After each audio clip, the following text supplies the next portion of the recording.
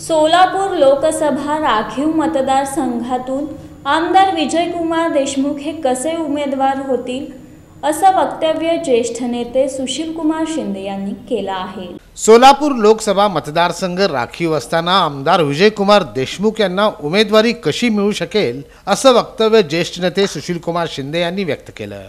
त्यांच्याकडे अनुसूचित जातीचा दाखला आहे असं पत्रकारांनी म्हणताच भाजप काहीही करू शकतं असा टोला शिंदे साहेबांनी लगावला।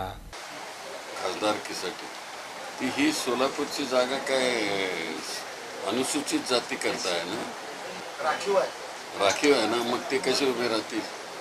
पण नावाची चर्चा आहे। नावाची चर्चा कोण आता नाही, दाखला आहे त्यांच्याकडे, त्याचा अवैपट करतात। दाखला आहे म्हणतात तर ठीक आहे, ते उभे राहू शकतात। ते महाराजांच्याकडे दाखला होता।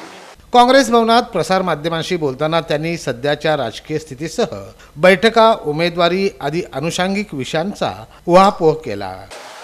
त्या 24 गावाचा जरा टेक्निकल प्रॉब्लेम होता तिथे, तर माझ्या माहितीप्रमाणे टेक्निकल प्रॉब्लेम सॉल्व्ह झालेला आहे आणि त्यामुळे आता जे नवीन सरकार येईल ते बघेल।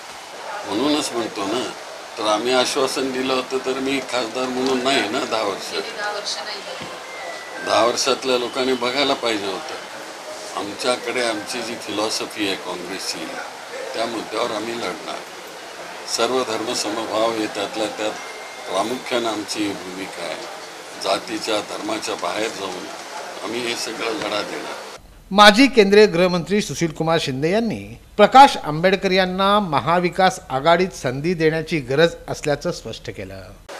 ते बोलणे त्यांचे चालू आहेत, मागचा त्यांचा अनुभव आहे, त्यामुळं ते विचार करतील। काय त्यांच्या मनात आहे माहिती नाही आपल्याला, पण आम्ही आपला त्यांचा सहयोग घ्यायला तयार आहोत।